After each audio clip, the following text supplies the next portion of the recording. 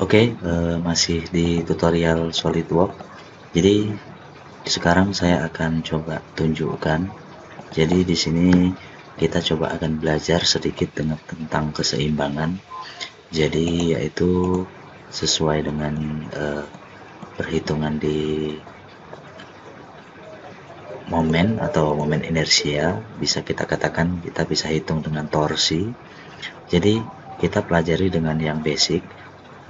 Saya tidak jago matematika, tetapi kita bisa pelajari sedikit demi sedikit dan kita akan aplikasikan di SolidWorks. Jadi apa reaksi yang akan terjadi jika kita membuat benda seperti ini, dan kita akan mensimulasikannya seperti apa benda ini terhadap reaksi daripada fisika tersebut. Jadi kita akan berikan gaya dan kita akan berikan beban normal dari benda itu sendiri.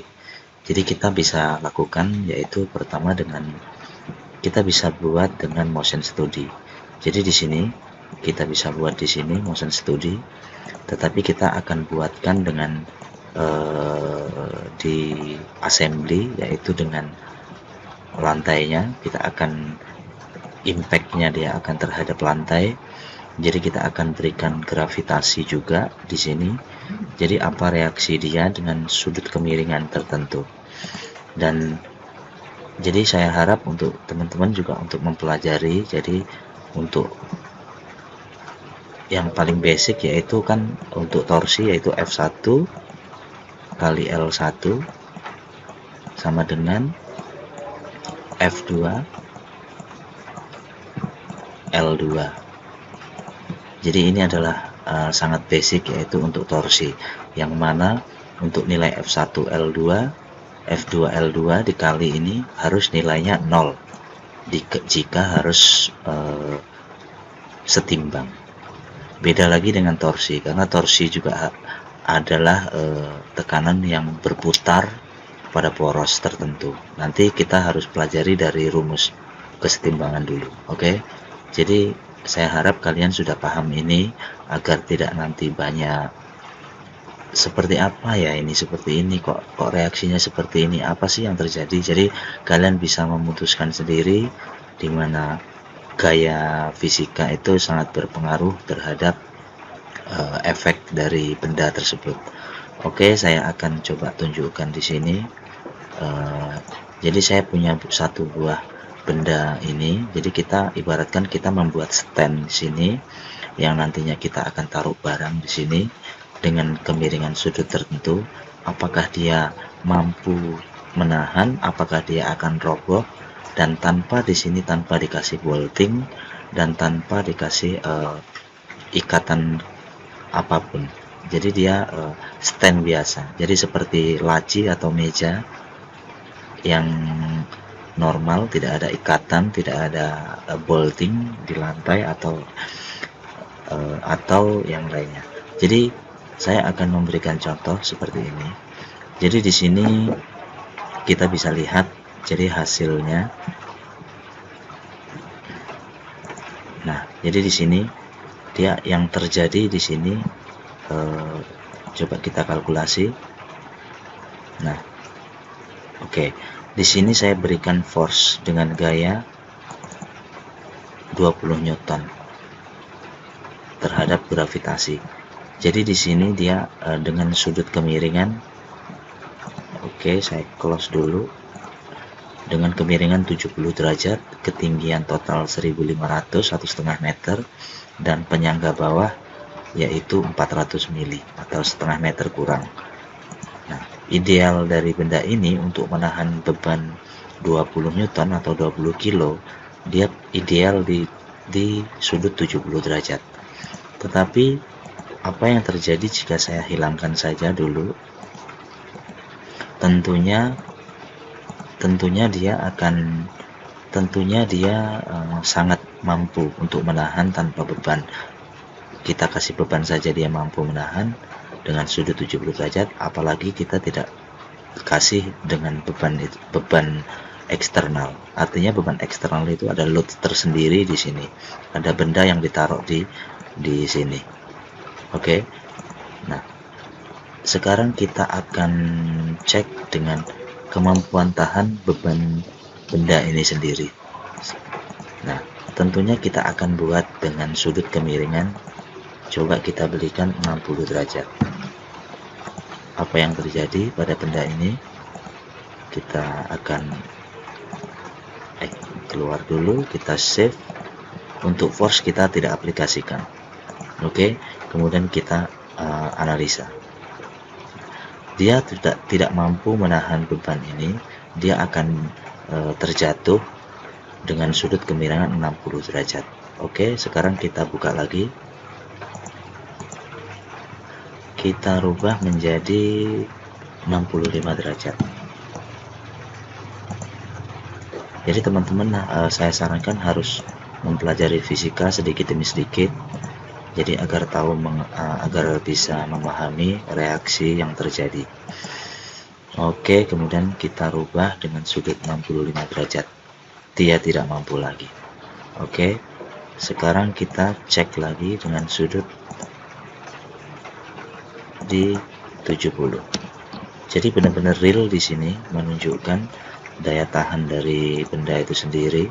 Jika dia tidak mampu, benar-benar menunjukkannya karena kita berikan gravitasi.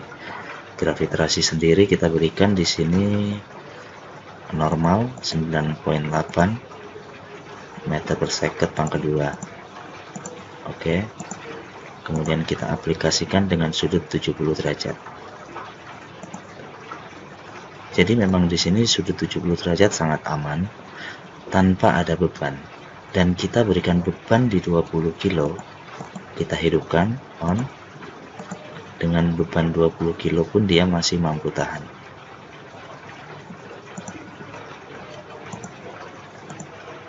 Oke, kita hidupkan. Nah, ini kita berikan 20. Sorry. Ya, benar. Force, oke. Force harus mulai dari sini. Ini kita hapus dulu. Kita aplikasikan yang ini on. Oke, jadi kita mulai dari awal, start awal. Nah, dia mampu menahannya di sini. Bagaimana kalau kita rubah dengan tonase yang berbeda? Contoh 50 kilo.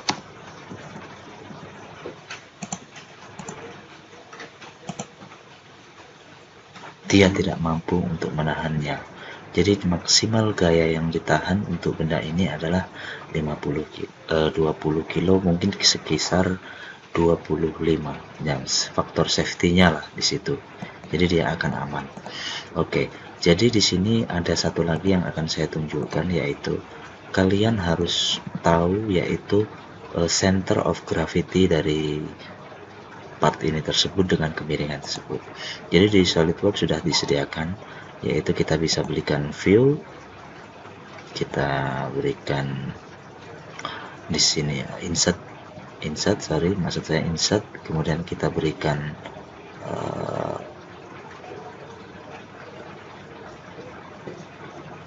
reference geometry, baru kita berikan the center of gravity. Nah, inilah titik kesetimbangan dari benda ini.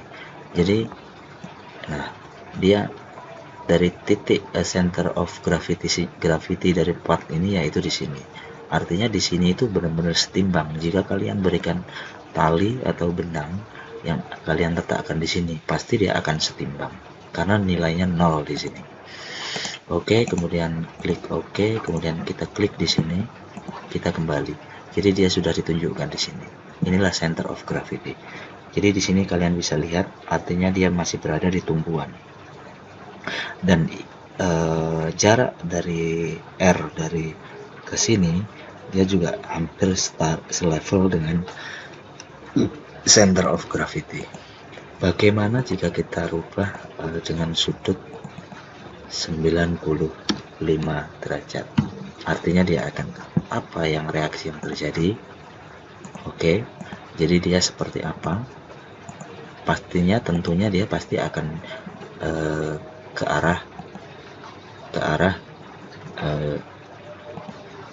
ke ke arah sana, ke arah berlawanan. Jadi kita coba lihat apakah dia menunjukkan dengan real. Oke, mari kita kalkulasi di sini. Tanpa kita kali force saja dia jatuh ke arah sana. Oke. Jadi artinya di sini sangat benar-benar menunjukkan real, bisa kalian gunakan sebagai referensi. Mungkin kalian membuat meja atau kursi, jadi bisa menggunakan kesetimbangan ini. Tetapi juga nanti akan ada analisa simulation setup, jadi seberapa kuat struktur ini juga untuk menahannya.